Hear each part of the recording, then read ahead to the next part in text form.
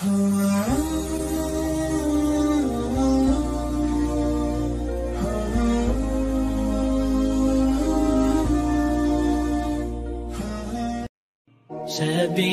الدموع سبيل مريح، تنهدى يا صاحي كي تستريح.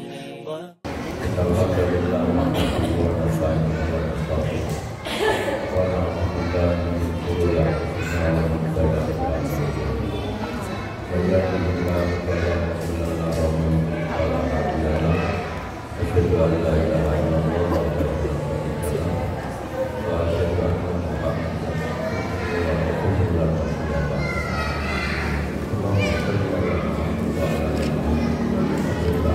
آل محمد وبارك على محمد وعلى آل محمد.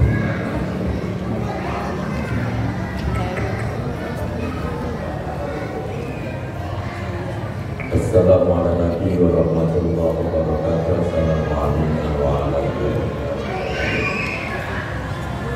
Ibu sekalian yang dirahmati Allah Subhanahu wa Ta'ala, kita sudah hampir selesai puasa Ramadan. Mestinya materi ini disampaikan di sebelum Ramadan ini, tapi karena saya kebetulan ada ujung sehingga baru bisa kita sampaikan. Tetapi tidak ada kata terlambat. Dalam kaidah kita malah yudraku dulu, lalu yudraku dulu. Apa yang tidak bisa kamu gapai semuanya, janganlah ditinggalkan semuanya. Malah yudraku dulu, lalu yudraku dulu. Apa yang tidak bisa kita capai semuanya, maka jangan ditinggalkan semuanya. Nah, setelah perjalanan Ramadan kurang lebih 19 hari ini, maka nanti ibu-ibu bisa evaluasi apakah puasa saya diterima, aktivitas Ramadan saya ini diterima atau tidak oleh Allah Subhanahu wa Ta'ala. Itu bisa kita cek dan bisa kita rasakan. Makanya kita mulai dulu dengan goalnya. Tujuan puasa itu sebagaimana ibu-ibu semua ketahui adalah la'allakum ya ayyuhalladzina amanu kutiba alaikumusiyam kama kutiba alal ladzina min qablikum la'allakum tattaqun. Jadi tujuan puasa itu adalah tattaqun, supaya ibu-ibu mendapatkan gelar takwa melalui madrasah Ramadan atau sekolah Ramadan. Jadi setelah sekolah dapat apa? Gelar, yaitu gelarnya adalah takwa. Dan sekolah ini, madrasah Ramadan, sekolah Ramadan, puasa ini sudah dicoba oleh Allah kepada umat-umat terdahulu. Jadi bukan hanya kita yang puasa. Orang Yahudi ada puasa, orang Nasrani ada puasa, agama-agama ada puasa. Jadi sejak Nabi Adam sampai sekarang. Dan kenapa tujuannya itu adalah mendapatkan gelar takwa? Sebagaimana kita ketahui bahwa Allah berfirman, inna akramakum indallahi atqakum. Kenapa gelarnya takwa? Karena takwa adalah gelar yang paling bergengsi, yang paling tinggi derajatnya di sisi Allah Subhanahu wa Ta'ala.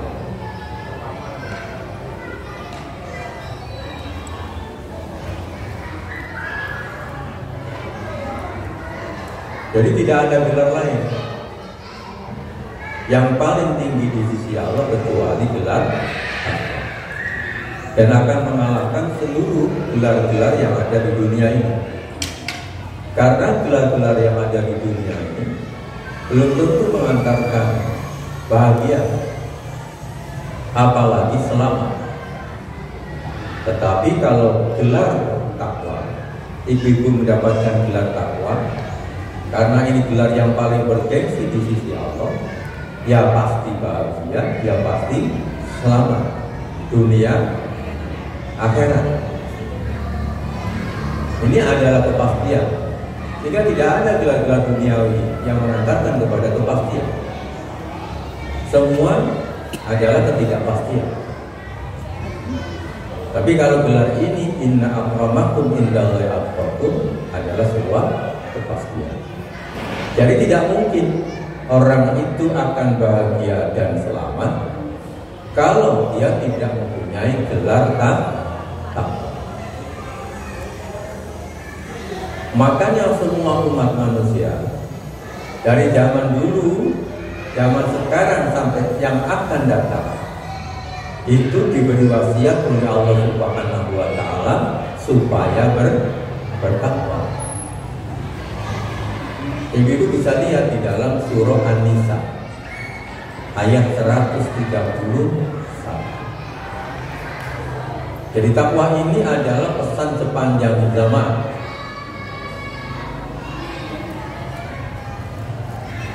Ibu masih sibuk dodolan.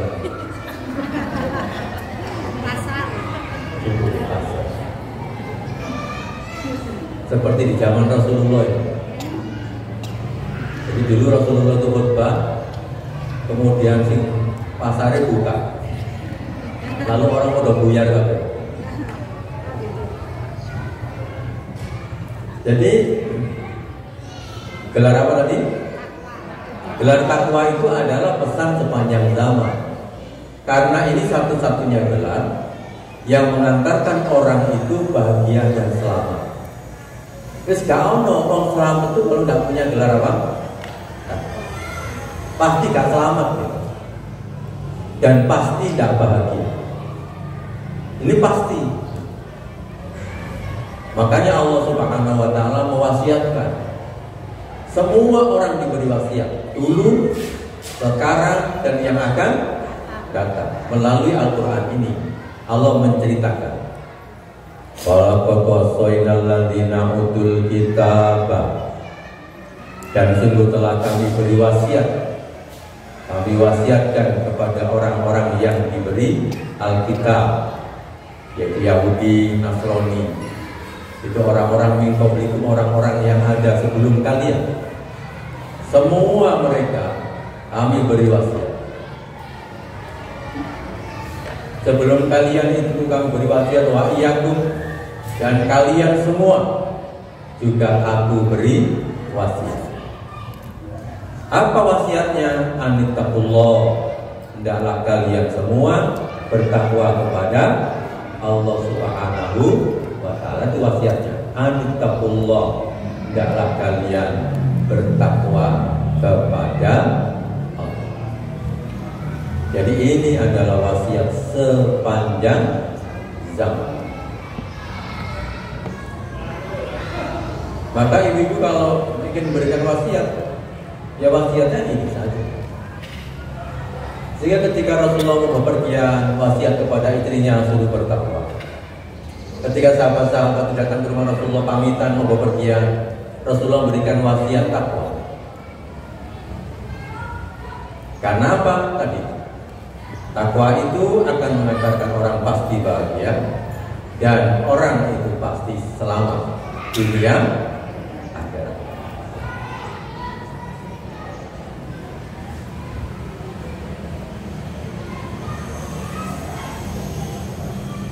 Kemudian setelah diwasiatkan kepada seluruh umat manusia, lalu keluarga-keluarga beriman itu suruh ini menjadikan doa.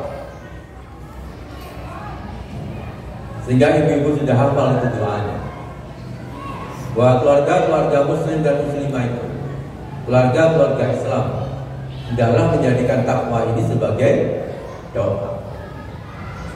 Seperti disebutkan di dalam surah Al-Furqan ayat 74. Walladzina yaqulun, ayo sama-sama. Rabbana hab lana min azwajina wa dzurriyyatina qurrata a'yun waj'alna lil muttaqina imama. Jadi setelah wasiat semua, sekarang orang-orang Islam per keluarga itu disuruh berdoa. Suami berdoa ini, istri berdoa ini, keluarga berdoa. Perhatikan baik-baik, kita suruh minta apa kepada Allah itu? Rabbana hab lana min azwajina. Wahai Tuhan, kami karuniakan kepada kami pasangan-pasangan. Pasangannya yang qurrata a'yun, yang menyejukkan pandangan. Itu yang pertama. Yang disuruh bahagia dulu itu suami istri. Baru kalau suami istri bahagia, maka anaknya akan bahagia. Kalau suami istrinya ruwet, maka nanti anaknya ruwet. Makanya setelah itu wal dzurriyyatina, dan karuniakan kepada kami keturunan-keturunan qurrata a'yun, yang menyejukkan pandangan.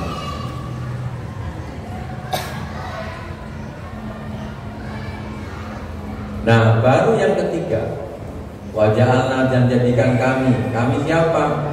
Pasangan-pasangan ini dan keturunan-keturunan kami lil muttaqina imaman, menjadi contoh, menjadi teladan, menjadi pemimpin orang-orang yang bertakwa.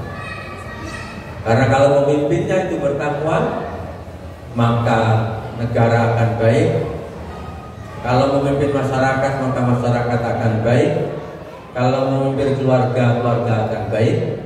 Kalau memimpin dirinya sendiri akan menjadi baik.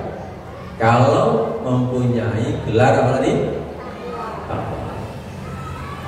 Maka ini harus menjadi doa kita, sehingga nanti rumah tangga menjadi tenang, anak-anak menjadi membahagiakan, menenteramkan, menyejukkan pandangan.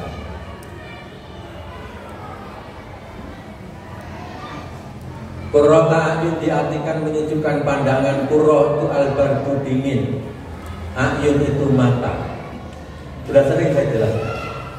Kenapa diartikan menyejukkan pandangan? Karena kalau orang itu sangat bahagia, pasti menangis. Kalau orang itu sangat sedih, juga menangis.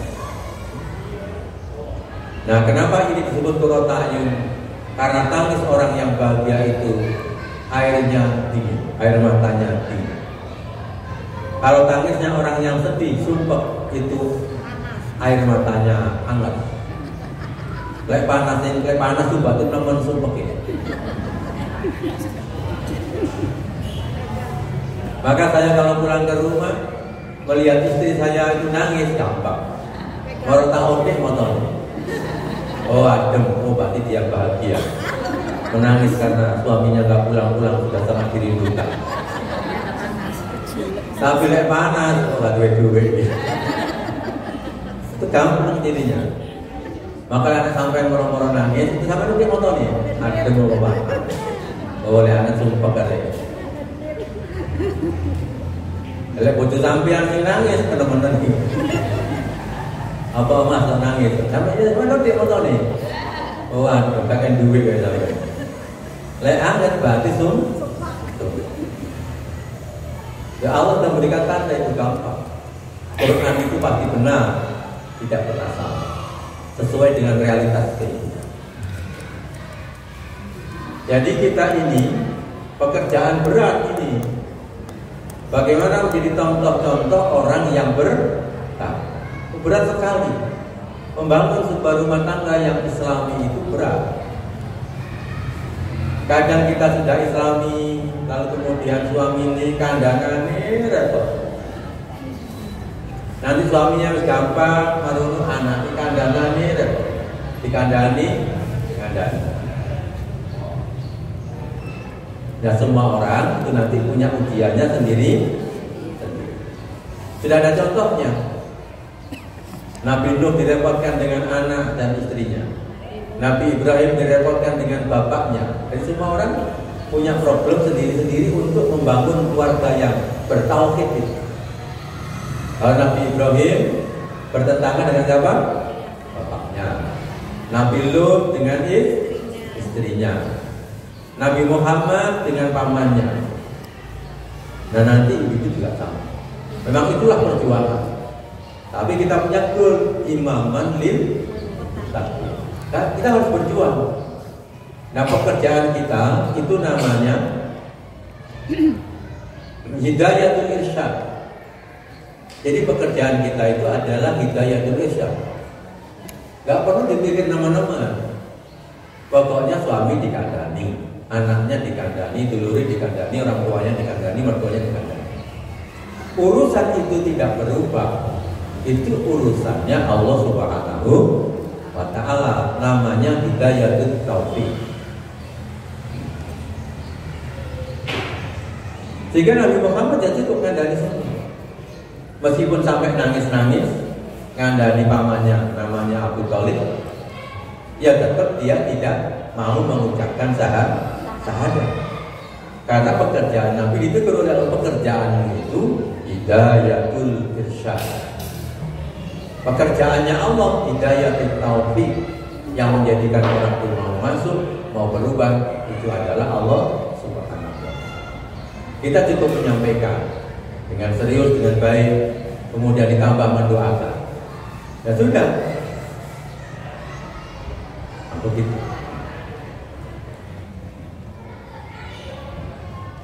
Jadi karena pentingnya gelar takwa inilah kemudian terus ya tadi sepanjang masa lalu dipesankan oleh keluarga-keluarga. Setelah itu kepada semua penduduk. Makanya ibu-ibu tidak boleh hanya baik untuk dirinya sendiri. Jadi setelah ngaji ini, malah saya lebih senang ngajinya sekali, sebulan sekali. Setelah itu bulan-bulan selanjutnya dia bekerja, mengajak orang untuk menjadi baik, mengajak orang untuk bertakwa. Itu prakteknya. Karena tidak cukup kita tinggal di sebuah negara, sebuah masyarakat yang baik kita sendiri itu tidak cukup. Karena kesalahan satu orang kita itu bisa mempengaruhi komunitas itu dihancurkan semua. Hanya kesalahan beberapa orang. Karena Nabi menggambarkan orang tinggal di muka bumi itu seperti orang yang naik kapal. Kapal itu ada 2 lantai, lantai atas sama lantai bawah. Nabi menggambarkan semua orang yang di lantai bawah ini, semua orang yang di lantai atas itu, maksud saya orang-orang di lantai atas ini, kalau orang-orang yang di lantai bawah ini kalau butuh air itu ke lantai atas. Semua tersedia di lantai. Kemudian orang-orang yang di bawah tadi punya ide, bagaimana kalau kapal ini kita lubangi saja, sehingga nanti kita ambil airnya gampang dan tidak mengganggu orang yang di atas. Kata Nabi, kalau orang yang mau melubangi kapal itu kau biarkan, maka cepat atau lambat, maka nanti kapal itu akan tenggelam. Hanya karena beberapa orang perbuatan rusak, maka yang lain bisa kena dampaknya. Maka itu pun tidak cukup. Makanya itulah kenapa ulama itu berdakwah. Di penjara pun dia tetap berdakwah. Kenapa? Supaya banyak orang menjadi baik. Dibuang ke pengasingan, ke Afrika, kemana, itu juga tetap berdakwah. Mengapa? Ya tadi, karena setiap dimanapun kita tinggal, kita membutuhkan teman yang baik-baik, supaya apa? Keberkahan dan rahmat Allah itu tuh. Nah, ayatnya ibu sudah hafal, makanya tidak saya keluarkan. Ini baru keluar sekarang. Al-A'raf 96. Walau anna alal qura amanu wattaqaw La fatahna alaihim barakatin minas samaa'i wal ardh. Dan seandainya anna ahla qura, sesungguhnya ahla itu penduduk al-qura, desa-desa atau negeri-negeri. Berarti tidak satu desa itu. Seandainya penduduk desa, tidak begitu. Ahlal qura, penduduk desa. Tak cukup satu desa, desa yang banyak. Karena Indonesia terdiri dari desa yang banyak. Bagaimana kalau penduduk desa-desa itu? Satu, amanu, mereka beriman. Setelah beriman, wattaqau, dan mereka mentaati perintah Allah, meninggalkan larangan-larangannya, mereka bertakwa. La fatahna, maka kami buka alaihim, atas mereka, barokat, keberkahan-keberkahan. Keberkahan itu artinya kebaikan yang terus tumbuh kembang, yang akan turun dari langit melalui hujan dan lainnya. Wal ardi, dan yang keluar dari bumi. Jadi keberkahan turun dari langit dan keberkahan itu keluar dari bumi. Syaratnya apa tadi? Ada berapa? Iman dan sendiri apa penduduk tadi? Penduduk. Kenapa telat? Keturun.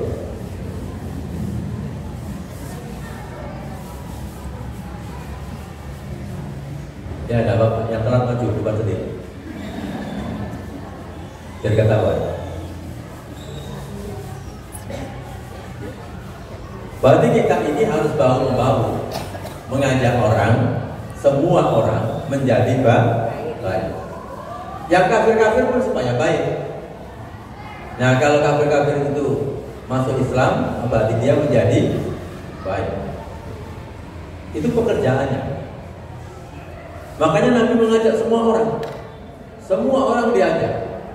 Orang desa, orang kota, orang pegunungan, pejabat, orang biasa, budak, pembantu, semua diajak. Karena itu nanti akan mempengaruhi keberkahan.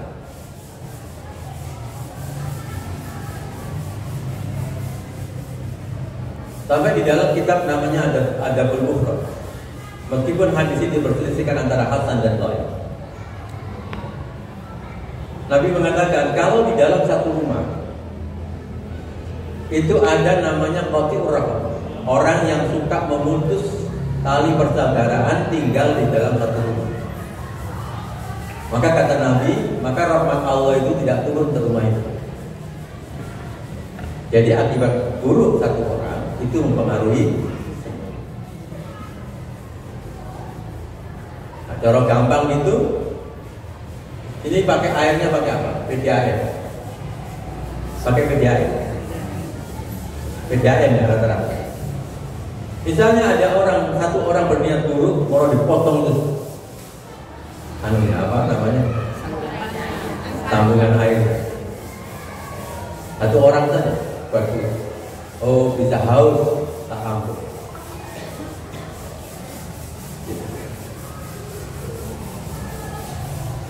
Dan Indonesia ini, ibu sekalian, mulai zaman nenek moyang, mulai zaman Islam, kejayaan Islam, ketika Islam sudah datang ke Indonesia, ya kurang lebih 100 tahun setelah Nabi wafat, Islam kan sudah datang ke Indonesia. Itu orang-orang Timur Tengah sudah tahu kalau Indonesia itu negeri yang kaya raya. Dan orang-orang Timur Tengah itu banyak menjadi kaya itu dulu karena mereka datang ke Indonesia pulaan kapur barus dan rempah-rempah. Lalu pusat perdagangannya itu di Timur Tengah, sampai pusat perdagangannya itu di Istanbul, Turki. Dan pernah sempat mengembargo Eropa, tidak bisa mendapatkan rempah-rempah. Sehingga di Eropa itu harga rempah-rempah lebih mahal daripada harga emas. Karena orang Eropa itu kan orang dingin, sangat membutuhkan rempah supaya hangat. Dan itu dari Indonesia. Dan itulah asal mula kenapa kemudian Portugis itu menjaga Indonesia. Gara-gara embargo itu. Karena dia embargo, lalu mereka mikir sumbernya dari mana rempah-rempah? Karena tidak dari Timur Tengah, ya dari Indonesia. Makanya kemudian mereka datang menemukan Indonesia, lalu bawa pulang satu kapal, lalu dijuallah di sana. Maka kemudian labanya itu bisa membeli 4 kapal, membawa satu kapal, di antara labanya itu bisa beli 4 kapal. Setelah itu pulaan lagi membawa 4 kapal. Oh, dasar sekali. Lalu hari ini kenapa kita tidak menikmati? Itu karena ruwet. Ya karena tidak bertakwa. Itu. Jangan nyalakan pemimpinnya, nggak bertakwa itu ya pemimpinnya, ya rakyatnya. Menyalahkan kita saja. Jadi ya pemimpinnya, ya rakyatnya. Mayoritas itu tidak bertakwa. Contohnya apa? Kalau pemimpinnya itu kemudian hutang untuk negara pakai sistem riba, itu berarti tidak bertakwa, berarti melanggar. Kalau rakyatnya kemudian banyak hutang pinjol, itu berarti tidak ada nih sampean. Berapa sih orang Islam Indonesia? Saya mengatakan orang Islam itu hanya pun yang lain. Saya anggap ini uang Islam itu hutang. Berapa hutang orang Islam Indonesia ini yang punya tanggungan hutang di pinjaman online? 59,64 triliun. Itu hutangnya wong-wong yang tercatat di OJK tahun 2023. Dorong tinggi Bank Tekstil mulai pasar ini sampai pucuk gunung. Sebendina itu Bank Tekstil itu gak kecatat itu. Jadi yang di pinjaman online. Nah pertanyaannya, pinjaman online itu melanggar apa tidak? Oh no, pinjaman online syariah. Ya itu berarti apa? Tidak berkah. Itulah yang nyumpet keberkahan dari langit tidak turun dan keberkahan dari bumi tidak keluar. Oh itu kalau zaman keberkahan. Kurma itu dulu gak sama. Sama lihat kurma Palestina sama kurma sini kan gak beda. Di sini kan cilik-cilik. Sukorjo bener. Kurma. Kita ini. Itu di Palestina sampai ini. Karena Palestina itu ada tanah yang diberkahi. Nah dulu di zaman Rasulullah juga beda. Dulu di zamannya Umar bin Abdul Aziz juga beda. Dan nanti Allah akan mencontohkan di akhir zaman. Di zamannya nanti ketika Nabi Musa turun, maka setelah Nabi Musa bisa membunuh Dajjal dan kemudian dia dikepung oleh Ya'juj wa Ma'juj dan kemudian ditolong oleh Allah, Ya'juj wa Ma'juj meninggal semua. Kemudian dunia penuh dengan batang, yaitu batangnya Ya'juj wa Ma'juj. Tapi kemudian Allah menurunkan hujan, lalu bilang semua Allah menurunkan keberkahan dan menumbuhkan buah-buah. Lalu diceritakan di dalam hadis Nabi, ketika zaman keberkahan itu datang lagi seperti dulu, maka di zaman Nabi Musa turun itu digambarkan begini. Lalu mereka orang-orang itu makan buah delima. Sak masjid as-salam itu sitok cukup untuk orang sak masjid as-salam. Dan kemudian delima itu kulitnya bisa dijadikan tempat untuk berteduh dari sengatan matahari. Berarti delima ini udah tak ini. Kawede itu zaman keberkahan. Cuma orang modern tak percaya lebih berkah. Yang penting akeh aja. Yang penting duit keliru. Masih akeh yang penting barokah ngono kan. Apa? Masih akeh yang penting masih titik. Lah titik itu tetap gak bisa bangun masjid. Nah, kemudian kita kembalikan ke sini. Jadi goal dari puasa tadi apa? La'allakum takwa itu apa? Mengerjakan perintah, menjauhi larangan. Ini kan sudah jelas. Selamat itu ya ini aja. Kepingin selamat dunia akhirat ya kerjakan perintah, tinggalkan. Gak repot, Islam itu kan gampang. Pokoknya kerjakan perintah, tinggalkan larangan, ya selamat. Nah, Ramadan ini bagaimana caranya? Meskipun tinggal sedikit, ibu harus menaikkan kualitas. Kita akan mengenal Islam, iman, kemudian apa? Ihsan. Orangnya Muslim, mukmin, muhsin. Lewat itu muslimah, mukminah, muhsinah. Kalau perempuan muslimah, mukminah, muhsinah. Ibu-ibu sudah muslimah, ibu-ibu sudah naik mukmin. Nah, bagaimana Ramadan ini menjadi muhsinah? Meskipun nanti ada contohnya di belakang. Jadi kalau levelnya muhsinah itu sudah top, karena dia bekerja, beramal, selalu memberikan yang terbaik. Dan yang terbaik itu selalu harapannya bukan kepada orang, hanya lillah, hanya karena Allah saja. Dilihat orang dia memberikan yang terbaik, tidak dilihat orang dia memberikan yang terbaik. Digaji dia memberikan yang terbaik, tidak digaji pun dia juga memberikan yang terbaik.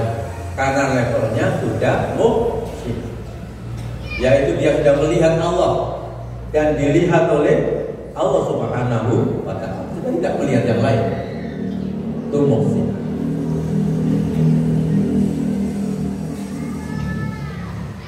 Jadi orang-orang muhsinah itu kalau didolimi dia balas dengan kebaikan. Dicela orang, kemudian dibawa ke rumah sakarunnya.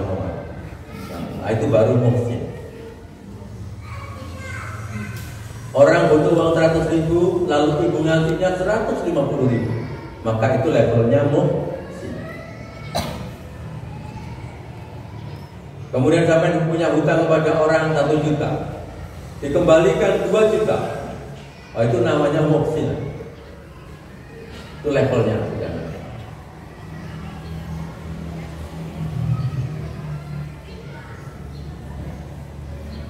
Ketika Ramadan, tonggo-tonggo ini celui kabeh.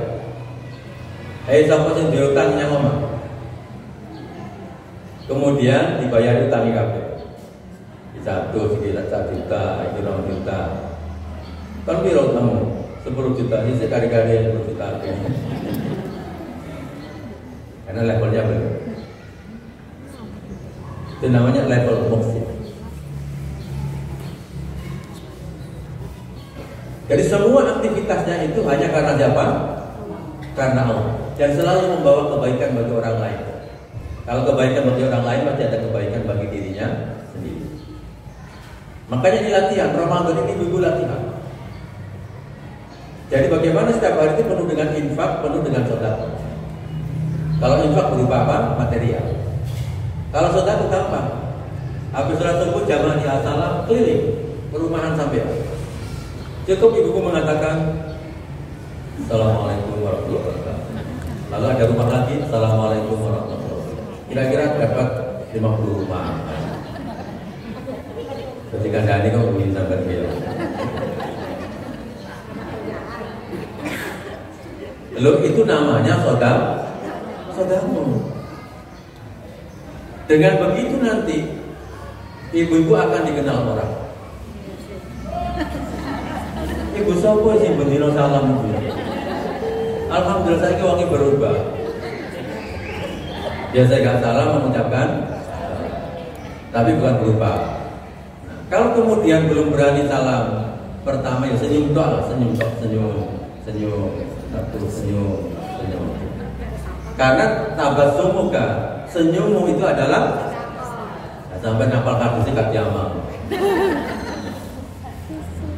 Jadi ambil jalan-jalan pagi, esok itu sudah senyum, Assalamualaikum. Ketemu lagi, Assalamualaikum. Sehingga nanti sebagian orang kaget, mau kok belum? Itu kalau orang-orang sekarang banyak kaget. Karena mereka tidak kenal itu. Karena perintahnya itu ucapkan salam kepada orang yang kamu kenal dan yang tidak kamu. Tandanya kiamat adalah kiamat sudah dekat itu tandanya kalau orang itu salam hanya kepada orang yang dikenal.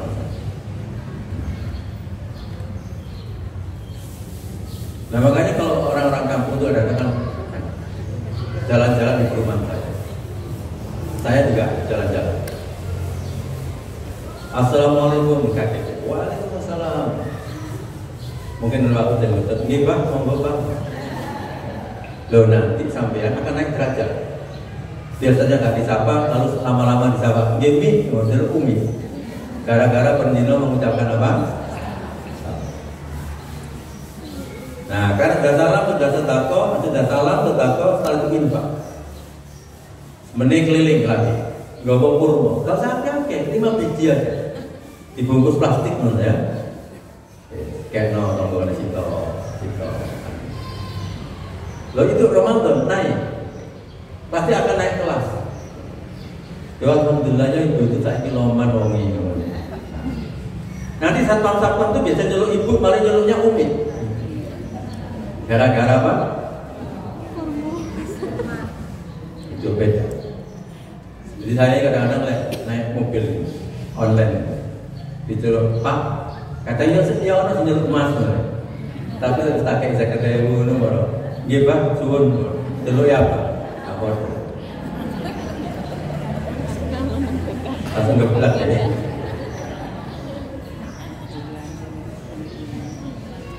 Nah kemudian setelah kita menaik menjadi muhsinah, yaitu ditular individu sudah, berarti harus menular ke keluarga. Nanti setelah itu ditularkan kepada masyarakat, sehingga kita akan membangun masyarakat yang bertakwa. Nanti kumpulan masyarakat ini kalau baik-baik semua, nanti Indonesia menjadi kumpulannya, penduduknya orang yang bertakwa. Nanti keberkahan turun. Loh, orang-orang sekarang kok mengatakan sibuk mencari pekerjaan, ekonomi sulit. Saja ini gak sulit kalau Indonesia sembarang ngomong. Gak seperti di Eropa. Nandur pohong ya urip, kuwi ya urip, melon gendang lotok cukur. Loh iya melon. Di pinggir Roma tak mencari cukur. Lombok ya cukur. Pemana murid sirsak. Oh, cukur. Setelah itu cukur ularnya gede-gede. Setelah itu baru sirsate datang. Marono manuk itu kok. Wes enak urip di Indonesia.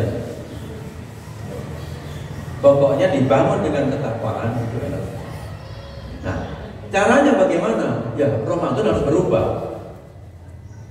Apa yang harus kita rubah? Pertama al-ibadah. Ibadah harus naik. Biasanya jarang sholat sunnah, berarti memperbanyak sholat sunnah. Kan tidak ada tarawih. Biasanya qiyamul lail, alhamdulillah tarawih menjadi qiyamul, harus naik ibadah. Oh, tahun ini nanti akhir Ramadan ini apa? Ibadat apa? Oh, baca Quran. Kemarin sudah khatam, sekarang saya akan baca artinya sekian. Jadi terjadi peningkatan. Jadi setiap hari harus tumbuh kembang ibadahnya. Contoh yang kedua, ibu-ibu bisa merubah tahun ini qalbiyah. Qalbiyah itu artinya hati. Bagaimana mensucikan hatinya? Yang medit latihan. Supaya Ramadan tahun ini aku akan menjadi orang yang naik levelnya setengah dermawan, setengah. Ojo langsung dermawan, repot. Jadi setengah sila. Biasanya amalnya habis 500.000, oh Ramadan ini saya 1 juta. Kalau biasa 1 juta, oh Ramadan ini 3 juta. Yang kedua akhir saya Ramadan ini saya akan amal 10 juta. Bisa amal ke masjid, bisa menyelesaikan problem orang, bisa nyauri utang-utang orang. Panjang-panjang ini dulur-dulurnya gitu. Lek perlu di silaturahim kabeh. Silaturahim itu bisa pakai WA. Itu juga bagian dari silaturahim. Setelah WA sampai kirim lagi, tolong ya kirim nomor rekening. Wes dikirim satu-satu saya WD. Loh, bagi sebagian orang 100.000 itu sesuatu yang luar biasa. Mungkin kita biasa, tapi bagi sebagian orang itu dongone itu saalinia dewi. Cuma dikasih uang berapa? 100.000. Itu kolbia. Yang nggak sabar, latihan sabar. Karena puasa itu melatih sabar. Sing muring-muringan dan cerewet, nah itu kolbia. Kolbia dari kolbia muncul ke lambe. Itu dilatih. Oleh anja ini berat, itu tuku lakban sing akeh. Jadi mulai mari coba langsung dilakban. Saya kira kita gak cerewetan lakban ini. Itu kolbia. Kemudian al-qanaah. Qanaah itu artinya menyempurnakan pemahaman. Apa pemahaman tentang agama yang kurang sempurna sempurnakan dalam bidang apa? Banyak hadis, Al-Quran, pemahaman ya. Bagaimana Islam tentang belajar Islam tentang bisnis karena dia bisnis, yang karena ibu-ibu buka kuliner, lalu menyempurnakan pemahaman tentang Islam dan kuliner. Itu dipelajari bagaimana kuliner menurut Islam. Yang punya bisnisnya adalah membuka taman rekreasi. Nah, bagaimana taman rekreasi yang Islami menurut Islam? Itu disempurnakan. Terakhir adalah alaqat, artinya membangun komunikasi. Komunikasi dengan mertua, dengan orang tua, dengan tetangga, dengan suami, dengan istri. Karena mereka sibuk kerja luar kota, luar negeri. Bagaimana Ramadan ini bisa membangun kedekatan. Saudara-saudara yang jauh-jauh bagaimana menjadi dekat, alaqah. Karena itu bagian dari menambah umur dan memperlancar rezeki. Itu adalah membangun komunikasi silaturahmi. Yang biasanya nggak di WA ditanya. Karena silaturahmi itu bisa pergi ke sana, bisa tidak pergi, dan bahkan sebagian orang senangnya nggak dinyanyi. Yang penting dikirimi duit. Sebagian itu nggak perlu duit, yang penting teko wonge. Itu biasanya orang tua. Kalau dikirimi duit, teko ya wong. Aku tuh pengen delok awakmu kan gitu. Bagi orang-orang tertentu tertentu levelnya. Nah, kalau semua nanti sudah berubah dan naik, dan ibu-ibu dapat fasilitas takwa, itu bisa diteni Ramadan itu apa tandanya? Ini tandanya sekarang. Karena setiap orang kalau gelarnya tinggi, itu tunjangannya beda apa sama? Misalnya nih levelnya sarjana S1, ini doktor, itu gajinya bodoh kok enggak? Tunjangannya juga. Oh ini naik profesor, tunjangannya tambah apa enggak? Tambah. Nah, sampai ini nanti dapat gelar paling top, paling bergengsi di sisi Allah, pasti fasilitasnya beda. Satu apa fasilitasnya? Selalu ada jalan keluar. Oh, satu dengar Ramadan ini sumpah problem gak selesai. Begitu Ramadan ada jalan keluar. Oh, berarti itu tanda Ramadannya diterima amalia. Wa may yattaqillaha yaj'al lahu makhraja. Barang siapa yang bertakwa kepada Allah maka akan diberi jalan keluar.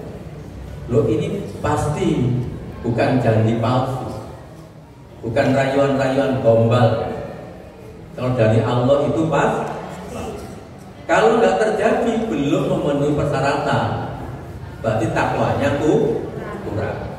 Yang kedua, wa yarzuqu min haitsu la yahtasib, dan akan diberi rezeki yang tidak disangka-sangka.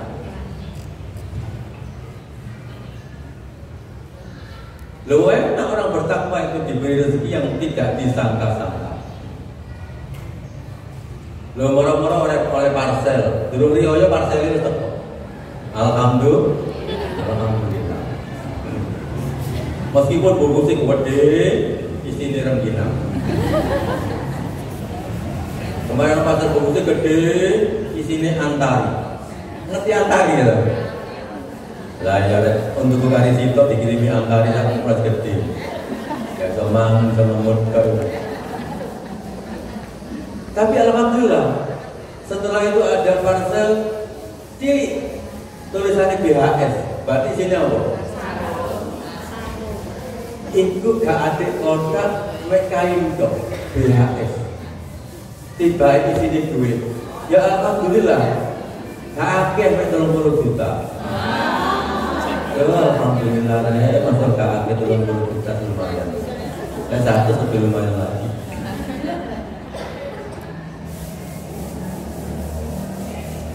Lumayan zuku min haitsu sampai buyung-buyung tak marah dari bujuk apa ya buyung-buyung.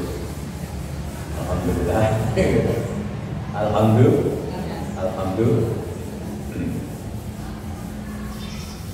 Wa may yattaqillaha yaj'al lahu min amrihi yusra. Barang siapa yang bertakwa kepada Allah, maka urusannya akan dimudahkan. Berarti selalu ada. Tapi kemudian dalam hidup ini yang tidak ada mudah terus itu tidak ada. Karena memang rumusnya innama'al usri yusra. Ya itu rumusnya.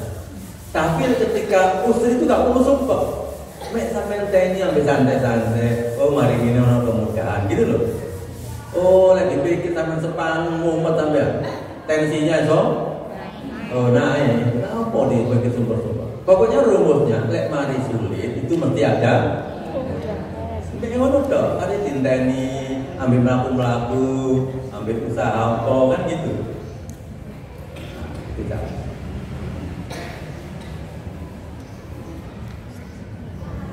Setelah sakit ada saya sudah sakit 1 tahun ini sakit. Terus kata mereka itu biasa, santai-santai saja. Kalau orang jadi mati, kalau iso ngaji yang iso ya apa turu gitu kan gitu aja. Kamu mikir aku sumpah duit telepon ini. Wong saya ini kadang ya tak metu-metu duit tambah akeh. Saya metu-metu kadang duit gitu. Pinter sampai. Lalu kemudian sinyal repot, akhirnya sinyal sambil tidur. Ya orang ngeteri iPad, iPad kok. Akhirnya sinyal dulu ini ya. Ya itu aja hidup itu. Innama'al usri. Nah bertakwa ini sulit mesti ada. Lalu apa pada selanjutnya? Ditutupi keburukannya. Keburukan sampai yang dulu-dulu itu ditutup kabeh oleh Gusti Allah. Itu kalau orang bertakwa kepada Allah. Wa may yattaqillaha yukaffir anhu sayyi'atihi wa yudhim lahu ajra. Cuma ada tambahannya. Di samping ditutupi wa yudhim, diagungkan, dibesarkan. Gajinya itu naik. Gaji sampean kalau derajat takwanya naik, gajinya naik, tunjangannya naik dari Allah Subhanahu wa ta'ala. Kalau kami mikir dari orang itu keinginan orang, kebanyakan orang itu keinginannya menerima, bukan memberi. Nah kalau Allah itu sampai tidak minta sudah memberi, ya kan? Ibu dulu minta lahir apa enggak? Ya diberi sama orang lahir. Begitu lahir disediakan sabunnya, popoknya, gitu kan? Tonggone nggo sabun, tonggo popok, gitu kan? Kadang orang sing nggawa sepeda, apa sepeda? Sing gawe bayi mlaku-mlaku jeneng stroller. Ya wis lali aku kan setuju karo anak. Karena saya ingat betul ketika itu saya sambil masak, kemudian kan repot dari bayi ini karena omahnya seperti rumah mertua. Kan perlu ada tempat bayi yang bisa digeser-geser kemana-mana ini kan. Saya bilang gampang gitu. Ya Allah karo kamu. Dan datangnya ada kakak saya di Pandaan itu datang membawa itu. Alhamdulillah min haitsu la wa yu'tim lahu ajra, diangkat derajat. Jadi janji ini bukan rayuan-rayuan gombal, tapi pasti. Tinggal memantaskan, menyesuaikan diri. Aku itu takwa apa tuh? Lalu Al-Anfal 29 sama. Hidupnya bercahaya dan ditutupi keburukan.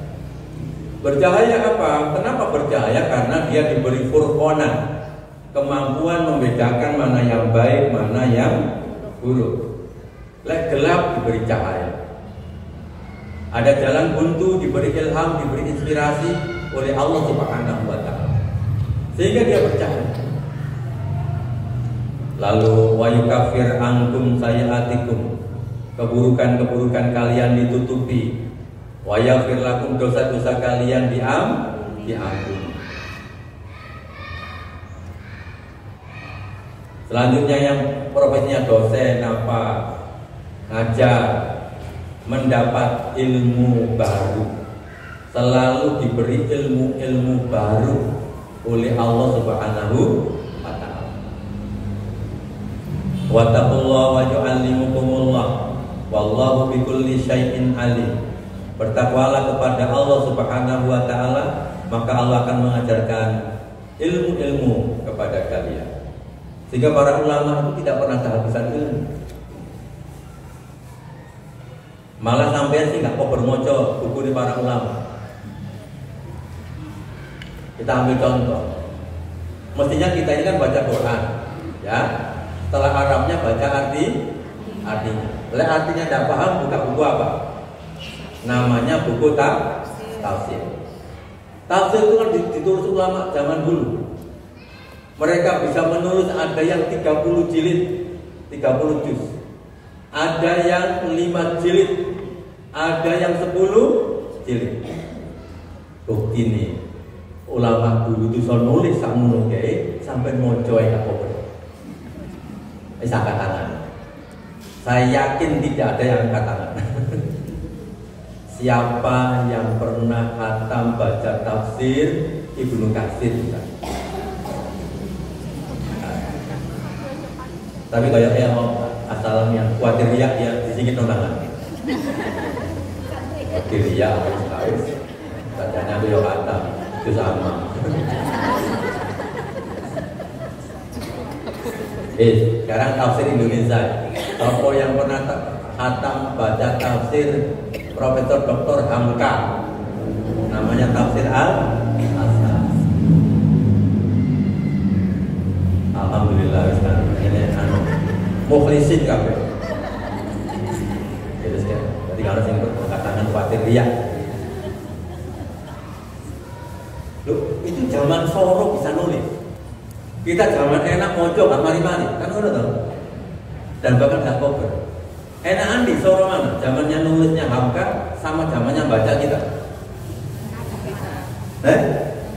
Itu enak kita tak? Lalu aku gak nulis, kari mojo tok, mojo leye yo, iso pakai HP, pakai iPad, pakai Android. Lah aja tidak ketok pakai LCD ini nang turu didelok. Semua bisa. Mojo di kamar iso, di njaba iso, di kendaraan bisa, di taman-taman bisa, ya kan? Dan zaman dulu repot. Tetapi kok iso, menurut? Kok iso gak ono sing khatam? Lah orang dulu itu kok iso nulis khatam? Repotan di sini mau jambi nulis dulu.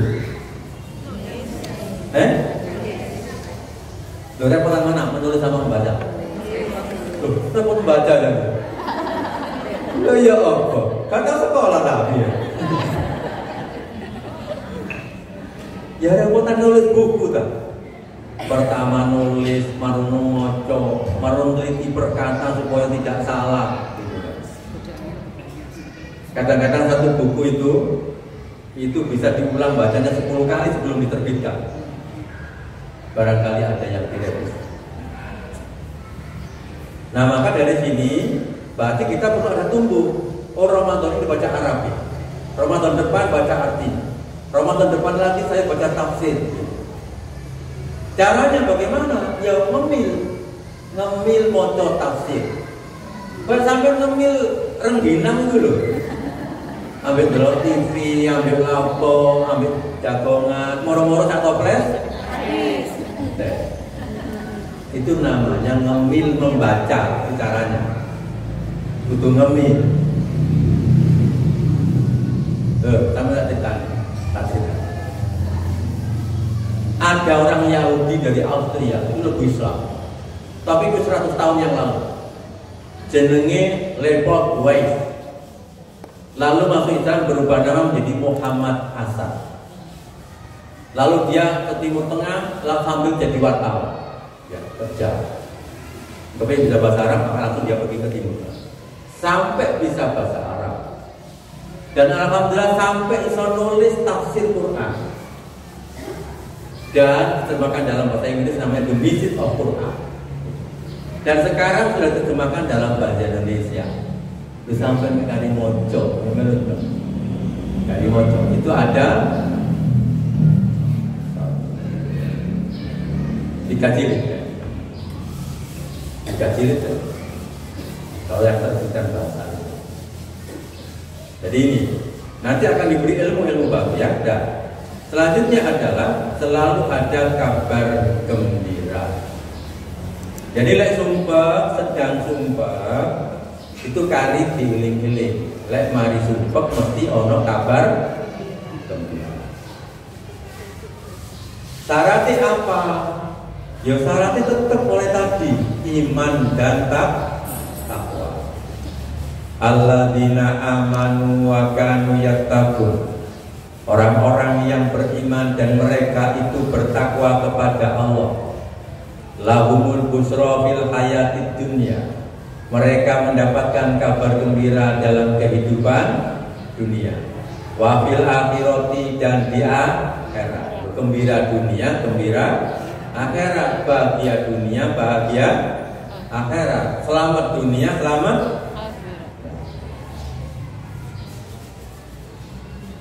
supaya sampai percaya sampai Allah itu ngomong ini. La tabdila li kalimatillah, tidak ada perubahan terhadap kata-kata Allah. Jadi Allah mengatakan selalu ada kabar gembira itu tidak pernah berubah, panjang. Dari ini wong Jawa oleh Allah itu berjanji tidak pernah mencela,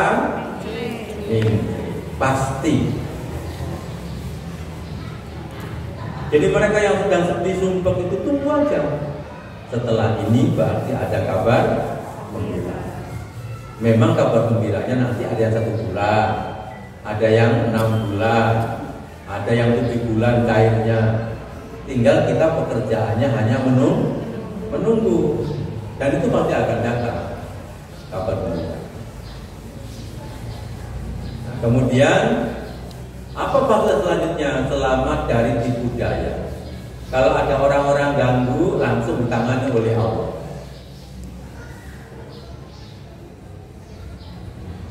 Sehingga selamat dari tipu daya. Kecuali sudah waktunya, ya. Sudah waktunya terjadi. Nah, biasanya ada hikmah. Ya seperti Nabi kita Muhammad SAW. Jadi ketika mau dibunuh ya diselamatkan oleh Allah, dilindungi. Kecuali sudah waktunya meninggal. Ketika waktunya meninggal ya Nabi salah satu sebabnya adalah karena diracun oleh perempuan Yahudi. Dan Nabi merasakan sangat sakit. Tapi itu memang ditawari juga oleh Allah. Kamu ingin menikmati dunia dan kemenangan atau bertemu dengan aku? Tapi Nabi mau diberi umur panjang supaya bisa menikmati kemenangan dari dunia dan kemudian atau bertemu dengan Allah. Tapi Nabi memilih bertemu dengan Allah. Dan salah satu sebab sakitnya itu karena racun yang dimasukkan ke dalam daging kambing oleh seorang perempuan yang Allah mengatakan begini.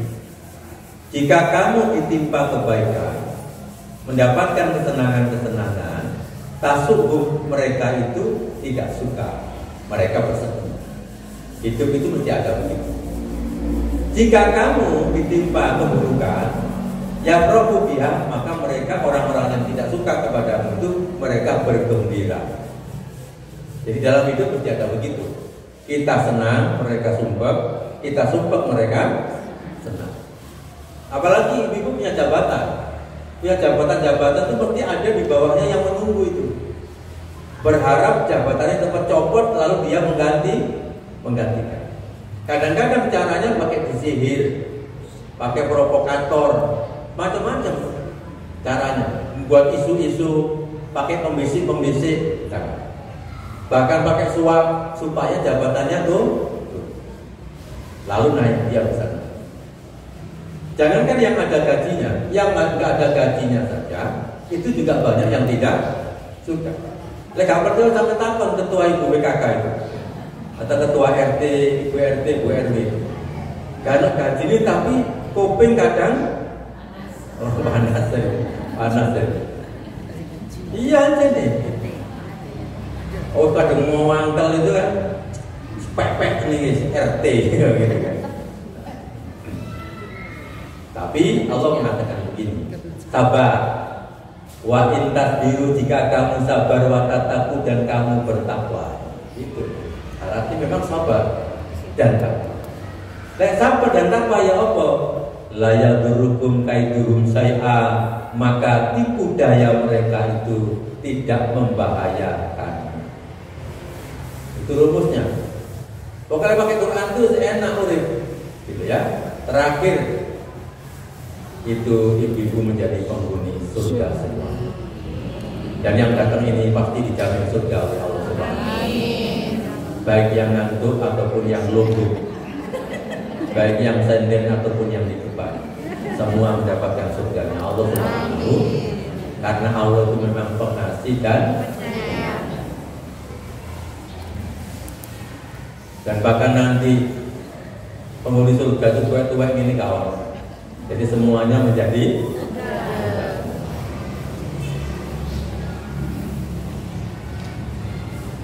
Nah sekarang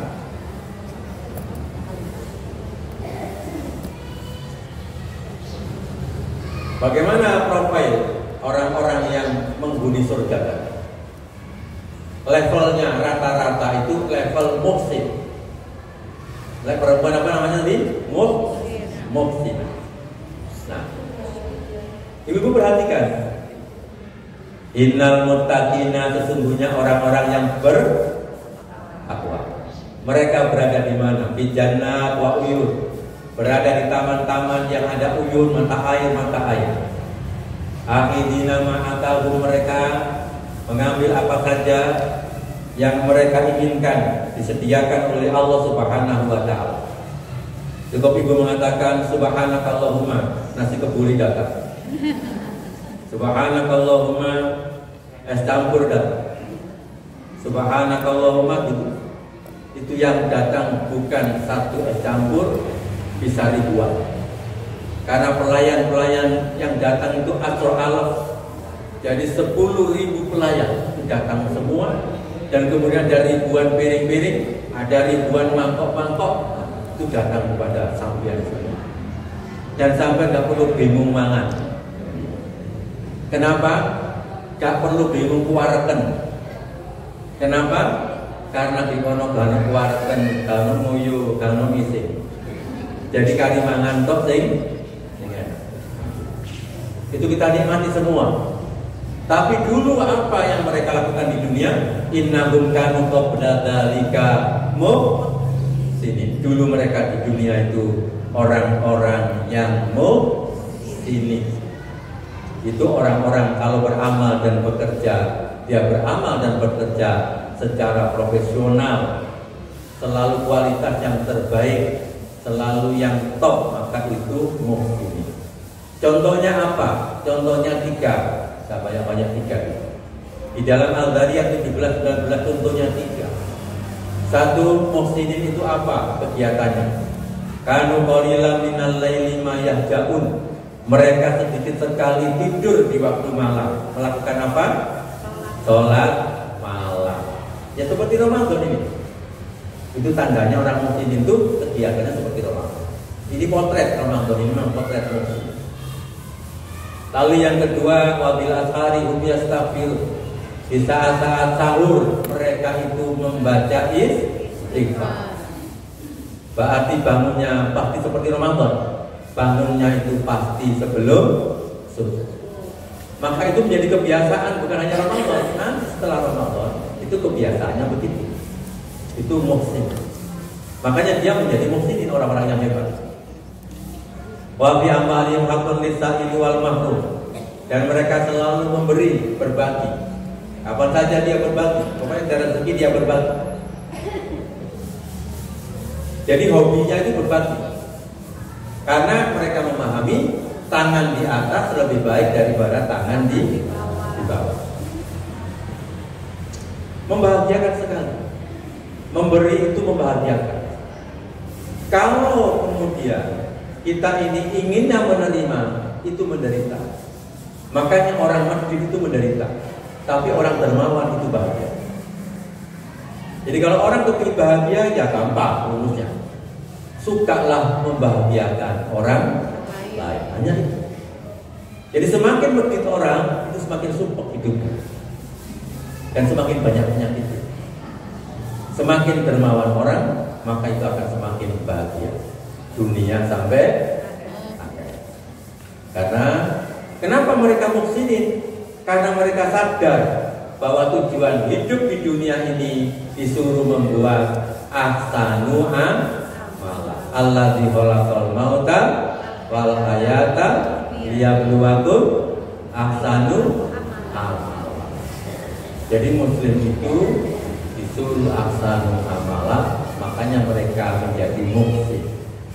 Muhsinah. Contoh kita. Apa fasilitas lagi kalau orang itu muhsinah? Muhsinah dan bertakwa itu nanti akan mendapatkan lagi. Kemana-mana, di mana saja, maka Allah akan bersamanya. Contohnya begini, sampean ini kemana saja itu selalu ditutup bos. Kira-kira tenang apa enggak? Soalnya sih nggak tapi nggak mau duit, tapi bosnya nggak mau duit. Misalnya, ayo kalau aku, saya sih ngajak ini bos, duit-duit, ambil nggak duit-duit, sampai lebih tenang mana?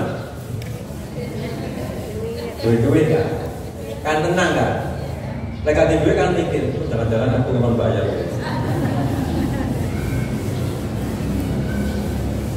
Loh, kalau levelnya muhsin tadi gak pernah khawatir dia hidup di mana saja. Kenapa? Karena ada janji Allah. Innallaha ma'al ladzina taqaw. Sesungguhnya Allah itu bersama orang-orang yang bertakwa.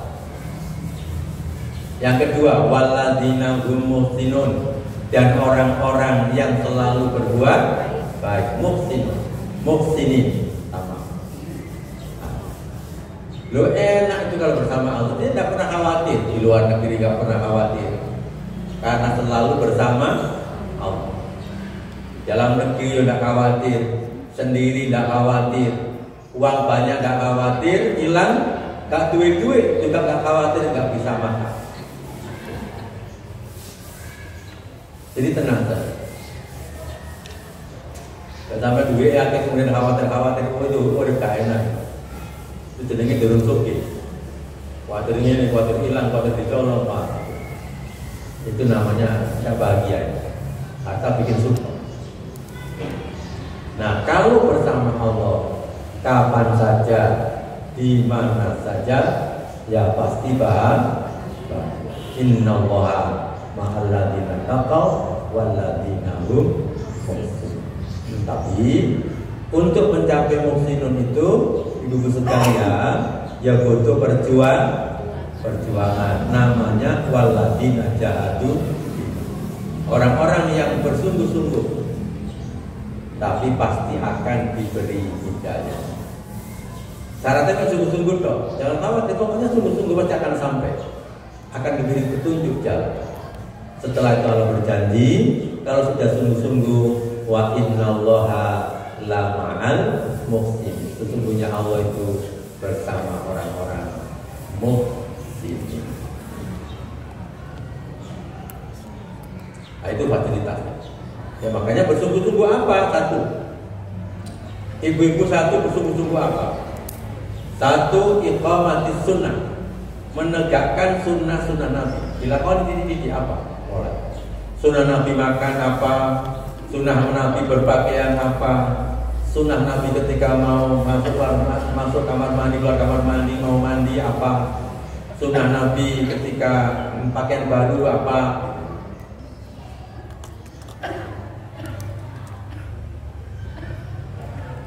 Jadi jahadu bersungguh-sungguh menegakkan sunnah. Maka akan kami tunjukkan subulal jannah, jalan menuju surga. Itu menurut Sahal bin Abdillah dalam tafsir Al-Baqarah. Jadi misalnya kalau baju baru itu sunnah Nabi apa? Satu, itu suruh diberi nama. Nabi itu kalau punya baju baru diberi nama. Makanya sampai itu beli baju yang ada namanya. Jadi ada mereknya. Jadi ada mereknya itu bagian dari sunnah Nabi. Namanya branding. Loh tidak apa-apa, itu sunnah Nabi. Jadi sampai di rumah nggak perlu pakai nama karena sudah ada nama. Nabi harus kasih nama. Setelah itu sebelum dipakai Nabi berdoa.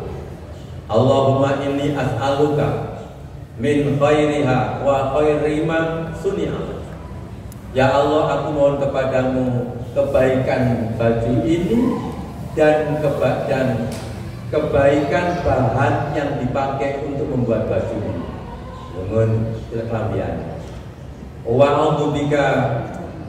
Wa'udzubika min syarri wa syarri ma suni'a. Dan aku mohon perlindungan kepadamu dari baju ini, dari keburukan baju ini dan keburukan bahan yang dipakai untuk membuat baju ini. Saya kita pun nggak apa nih, ayo oke tapi ya. Tapi kalau senyum-senyum itu apal. Contoh-contoh, nah, itu namanya bersungguh-sungguh. Kemudian yang kedua, tafsir sungguh-sungguh tadi apa? Walladzina jahadu fi talabil ilm. Menurut Al-Qudal bin Iyad dalam tafsir Al-Baghawi, mereka yang sungguh-sungguh mencari ilmu, maka akan kami beri petunjuk dia mereka menuju jalan mengamalkannya. Jadi kalau kita sungguh-sungguh mencari ilmu akan mudah mengamalkan.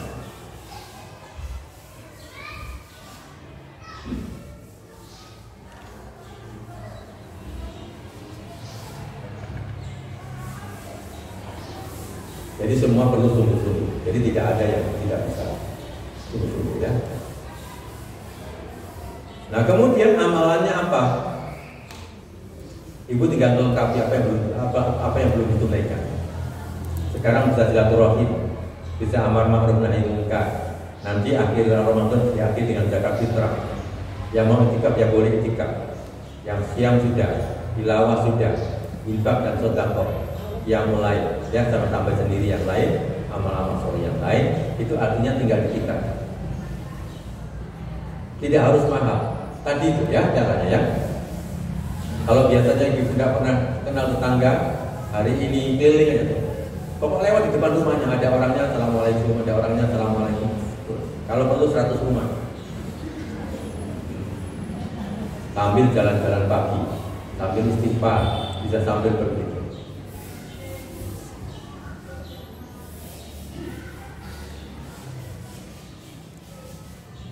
Sehingga jangan sampai kemudian saya mau datang ke rumah ibu di perumahan apa, kemudian banyak orang tidak mengenal. Tidak boleh. Muslimah itu tidak boleh begitu. Begitu kita masuk, rumahnya ini siapa? Langsung semua orang tahu. Itu baru bagus. Berarti orang-orang sekitar itu merasakan kebaikan kita. Mungkin kebaikan salamnya, kebaikan senyumnya, kebaikan sedekahnya. Mungkin kita membantu apa. Jadi jangan sampai tidak dikenal. Muslim itu fitrahnya harus memperkenalkan diri. Karena sekarang trennya orang menempati rumah baru itu yang memperkenalkan diri penghuni yang lama. Dulu kan orang mungkin memperkenalkan diri. Sekarang cenderung yang lama memperkenalkan diri kepada penghuni baru. Ada kos-kosan itu yang ngono. Cenderung untuk tidak dikenal, kepingin. Maka saya paksa mengenal saya. Ada takoni noleh, nggak noleh itu maksudnya. Ya gampang saya caranya. Saya datangi ke tempatnya, tak gawe berkat, gitu kan. Terus mari ngono pedho wis. Iki Pak monggo, minimal monggo ya. Itu cara. Jadi pokoknya berkat itu bisa menunjukkan orang. Itu cara. Makanya kemudian kata Imam Syafi'i, kalau kamu banyak keburukannya, maka tutupi keburukanmu itu dengan banyak memberi. Maka orang akan lupa dengan keburukannya. Ya kan? Zaman dulu itu orang-orang yang calak-calak gitu kan, mau jadi wali kota, mau jadi DPR kan masih buruk, begitu mau jadi dia sedekah yang banyak. Ngomong lali kabeh. Akhirnya milihlah. Saya kira cukup, mudah-mudahan ini bermanfaat bagi kita semuanya. Mudah-mudahan semua amalia Ramadan kita diterima oleh Allah Subhanahu wa taala. Mudah-mudahan semua urusan kita dimudahkan oleh Allah Subhanahu wa taala. Semuanya menjadi orang-orang yang soleh dan solehah. Anak-anak kita menjadi orang-orang yang hebat, soleh dan solehah, selamat dunia, akhirat, dan dimasukkan surganya Allah semuanya. Adana wa iyyakum ajma'in. Assalamualaikum warahmatullahi wabarakatuh. Silakan kalau ada pertanyaan. Kalau ada pertanyaan. Assalamualaikum warahmatullahi wabarakatuh. Pelanggan setia. Apal nggih. Yang saya tanyakan begini, tadi kalau saya mengamati dalam hal pembicaraan pagi ini, derajat orang yang bertakwa itu atau bagi orang-orang yang bertakwa itu nanti akan dihapus dosanya, salah satunya. Nah yang saya tanyakan, dihapus itu dalam arti seperti, maksud saya ini awam aja ya, seperti tulisan terus di stip gitu, apa karena perbuatan baiknya itu lebih meningkat sehingga menjadi amal solehnya meningkat, sehubungan dengan adanya misalkan nanti di mizan itu ditimbang kebaikan dan keburukan. Matur nuwun. Assalamualaikum. Semua kita nanti kan akan menerima buku catatan yang isinya adalah amal baik dan amal buruk. Ada yang ditutupi, kafaroh itu ditutupi. Ada yang afwan itu dihapus. Jadi ada yang ditutupi, ada yang dihapus. Tapi intinya sama, tidak kelihatan. Sehingga nanti ketika ditampakkan, filenya itu disetel di hadapan banyak orang. Ini kebaikan itu tampak, ini keburukan itu tapi tidak tampak, karena sudah ditutupi, dalam istilah lain sudah dihapus. Jadi tidak begitu, jadi tidak karena banyak kebaikan, tidak. Jadi keburukannya tetap dicatat dengan rapi, kebaikannya dicatat dengan rapi. Cuma ketika itu nanti disetel filenya, ini flash disknya Bu ya, amal perbuatan tambahan silakan. Baca Qurannya kan bukunya. Nah, maka kemudian yang baik-baik saja yang tampak, yang buruk tidak tampak. Nah itu maksudnya di situ. Sehingga karena ini sudah tidak tampak keburukannya berarti tinggal baik-baik saja berarti masuk ke dalam surga. Tapi masih banyak yang abang.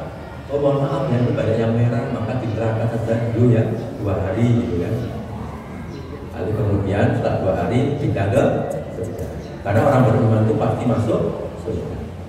Nah, orang kafir beda, nggak pakai dihisab. Orang kafir itu nggak pakai dihisab dalam surah Al-Kahfi. Mengapa? Karena begitu mati, amal baiknya sudah dibalas di dunia. Begitu mati tinggal amal buruknya. Pasti lapor dihisab, langsung pun rokok. Gak adil. Begitu ya Bu ya? Bawa. Yang lain ada?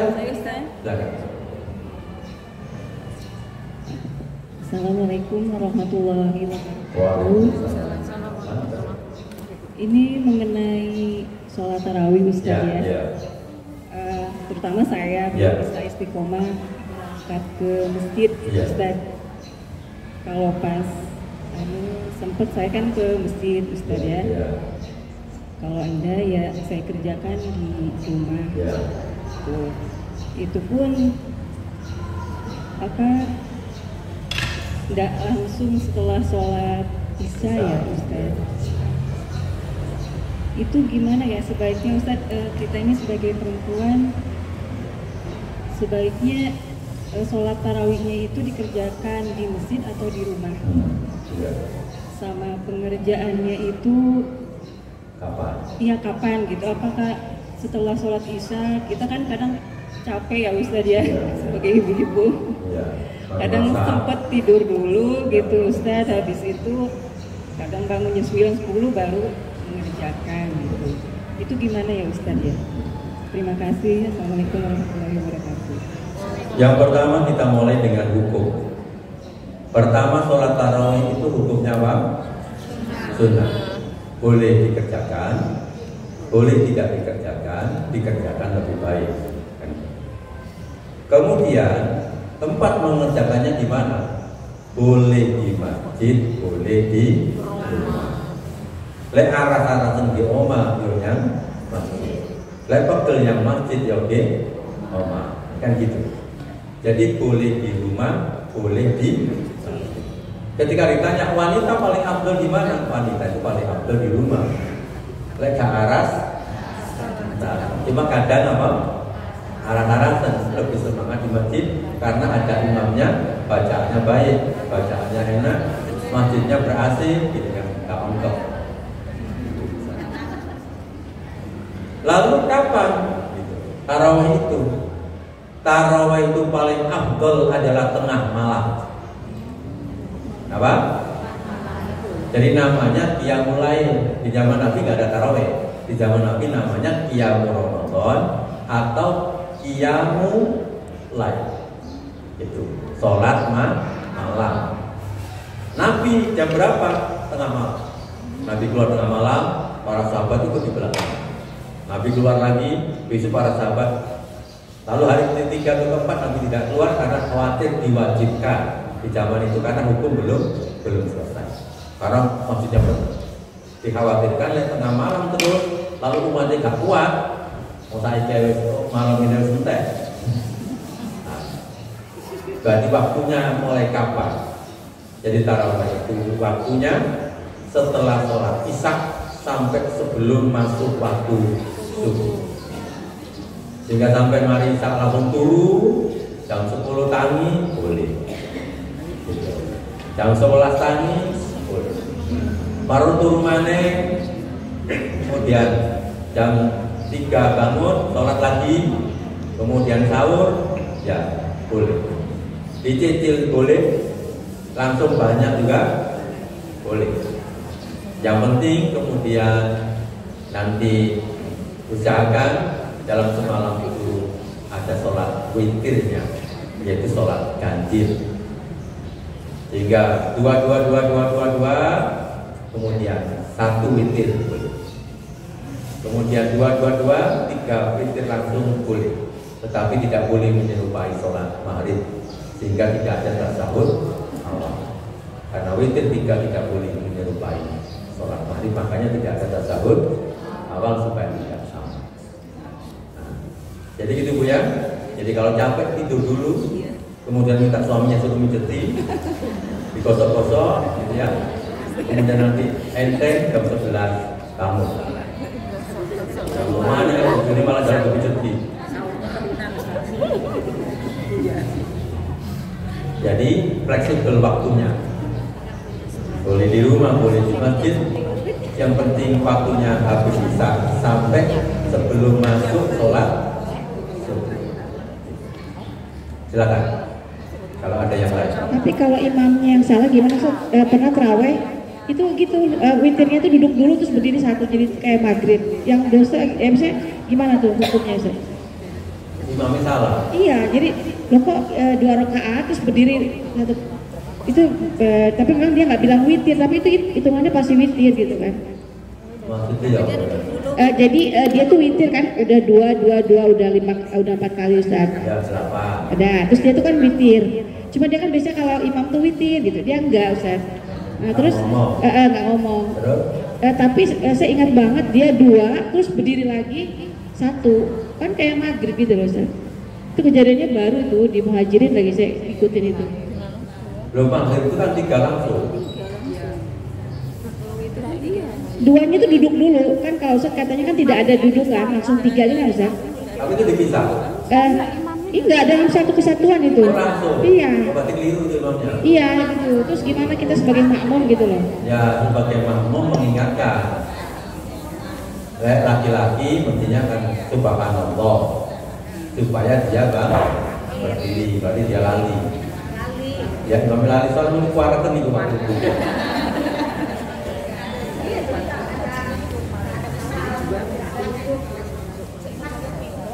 Ya, namanya lali ya, nggak apa-apa.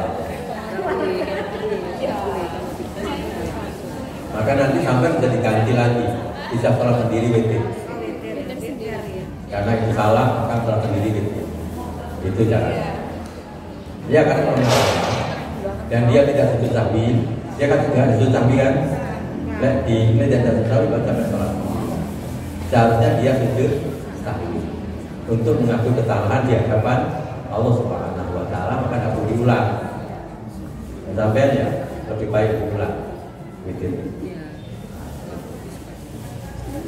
Cukup ya. Ibu nanti sebelum. Oh itu ada ibu.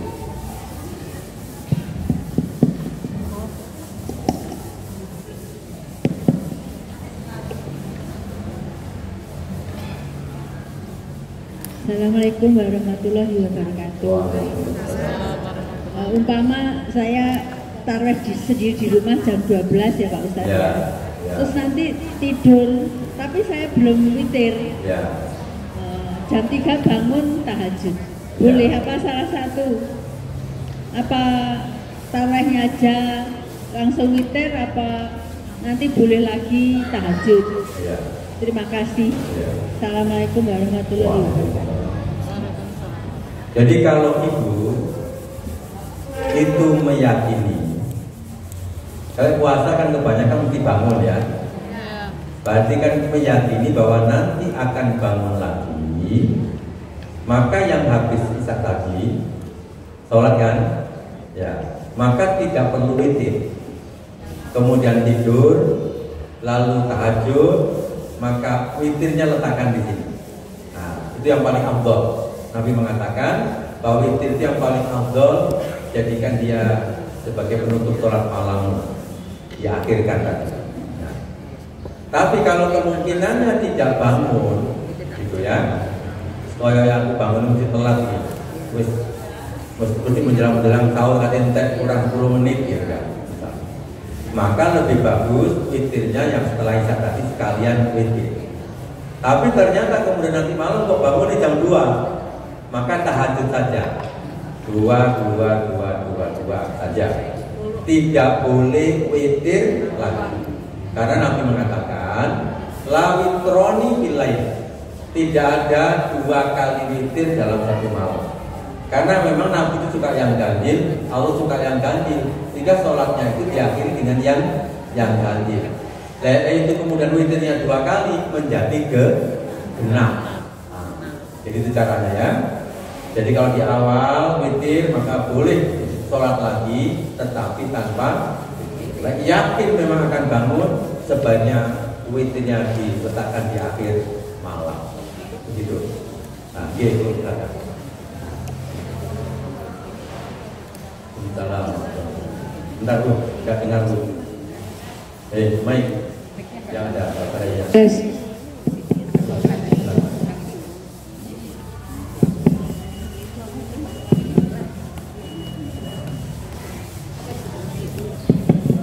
Assalamualaikum warahmatullahi wabarakatuh.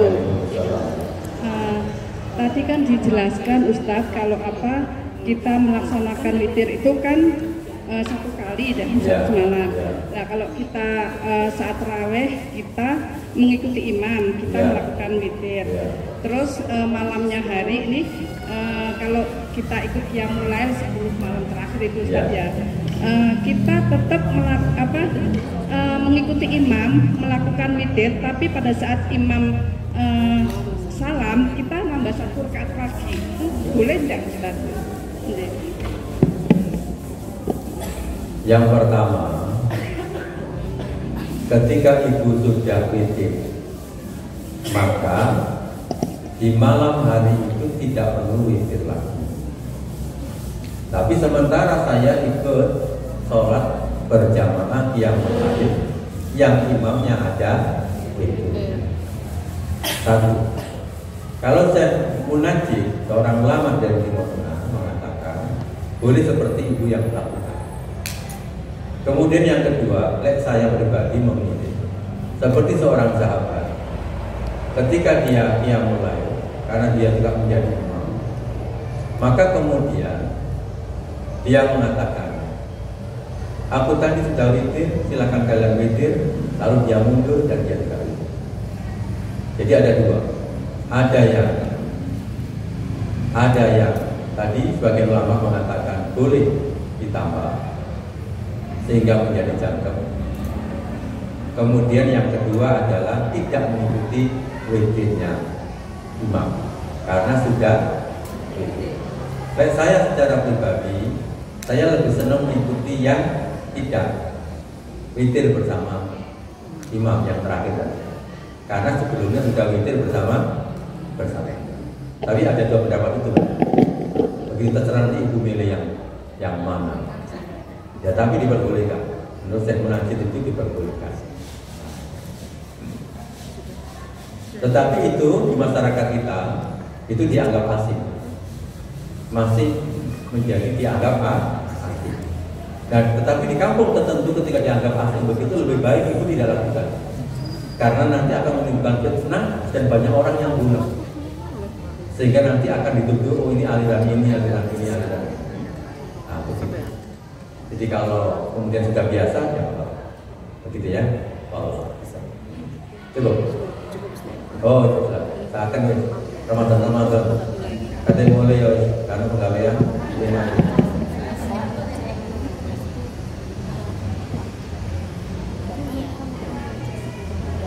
Ya, silakan. Saya mau tanya tentang sholat sunatan. Misalkan kita habis taraweh terus ada sholat witirnya 11 rakaat ya. Malam kan biasanya kita bangun. Ya. Itu misalkan kita sholat sunnah 2 rakaat sholat tobat terus salam. Habis itu sholat tahajud salam lagi terus sholat hajat salam lagi gitu, boleh nggak dijadikan satu? Karena kan momennya mumpung bulan Ramadan gitu loh kan. Boleh apa enggak itu? Boleh apa enggak Ustaz kok gini terus? Maksudnya gini, boleh apa enggak? Oh iya Kak, ya sudah. Oh ya sudah, itu aja pertanyaannya. Sudah itu aja loh. Iya. Ya weh, sampai tutup sih. Tutup apa? Pertanyaan sampai tutup. Oh sudah Ustaz. Oh sudah Ustaz, makasih. Iya. Baru tak jawab sekarang. Mana tak jawab?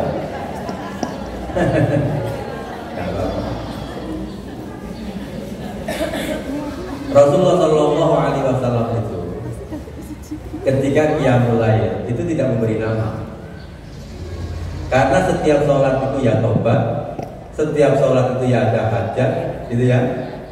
Iya, sholat atau hajat ya butuh kepada Allah, punya keinginan kepada Allah, dan juga tobat kepada Allah.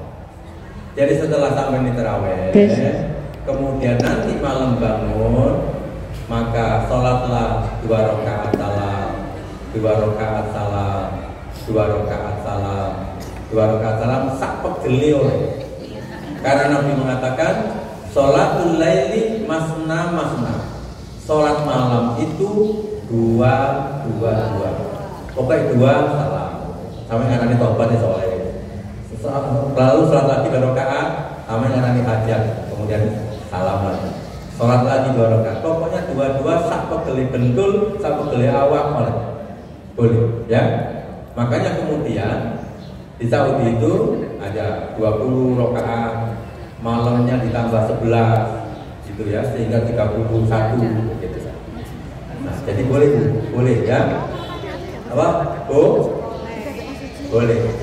Pokoknya yang penting 2 salam, 2 salam, 2 wis sak pegeli ya. Sak tobat diterima, sak hajati dikabulkan oleh Allah Subhanahu wa Ta'ala. Gitu ya. Cuma supaya nikmat, jadi nanti latihan. Sama sekali sujud baca rukuk baca apa? Belum kali ya. Rukuk baca apa? Subhana rabbiyal azim wa bihamdihi. Apa subhana rabbiyal azim saja? Apa subhanakallahumma rabbana? Belum baca apa ya? Apa? Rukuk Allahu Akbar rukuk. Mau jawab? Subhana rabbiyal azim wa bihamdihi. Enggak, maksud saya sampai sholat biasa itu loh. Lek sholat zuhur, asar, lek rukuk itu lo mau jawab? Subhana rabbiyal azim wa bihamdihi loh. Ya. Nah, jadi nanti lek tahajud atau namanya tahajud tadi yang lain latihannya sampai mau coping 15 berapa? Lo kok mendeli sama dengan Nabi Muhammad? Kaget. Maksudnya supaya sampai itu merasakan nikmatnya rukuk, nikmatnya sujud dalam qiyamul lail. Jadi dicoba, dibaca berapa kali? 5. Sehingga kok gegere itu sih bengkong dan lurus. Pikirannya ini sumpah dan tenang. Engkau lek wayai BAB lancar, benar ya? Biasanya berdegelan lancar. Dicoba ya, rukuknya 15, sujudnya juga 15. Subhana rabbiyal a'la wa bihamdihi 15. 15 sesi latihan. Sampai coba ya. Nanti laporan sama Bu Nur ini. Harus dicoba ya. Biar dia laporan sama saya. Begitu ya, cukup ya. Terima kasih. Mudah-mudahan bisa bertemu dengan hari raya dalam keadaan selamat dan sehat. Assalamualaikum warahmatullahi wabarakatuh. الله ربي والإسلام ديني ومحمدا رسول الله.